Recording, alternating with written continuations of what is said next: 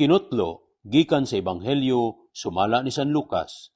Si Jesus mingon, walay magdagkot og suga, aron lamang tabunan, o ibutang ilalom sa higdaanan, kundili iya hinuong ibutang sa tungtunganan, aron makakita sa kahayag ang musulod sa balay.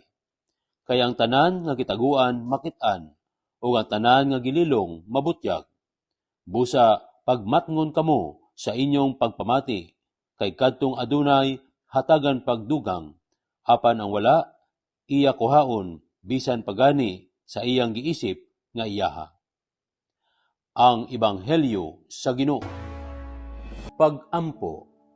Panawagan nimo kanamo ang pagpuyog matarong, aron dinhi sa among kinabuhi, magsidlak ang imong kamatuoran, ug aron nga ang imong gugma makita sa kalibutan.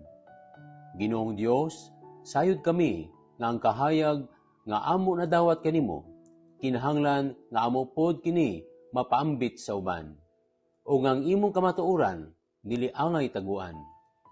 Dasiga kami, o among Ginoo, sa kaamguhan nga ang among pagtuo dili pribado o pangkaugalingon lamang, o nga angay kini ipadayag o ipaambit sa tanan.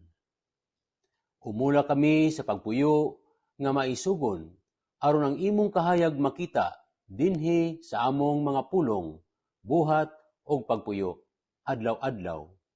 Himoa kaming angayan nga tigdala sa imong kahayag, paglaom o kamatuoran. Amen. Salamat sa pagpaminaw sa Ebanghelyo o pag-apil sa pag-ampo alang karong adlaw. Palihog subscribe, like, share o follow aron makaabot pod kini sa uban. Og nga benisyonan ka og ang imong pamilya sa ngalan samahan sa Anak ug sa Espiritu Santo. Amen.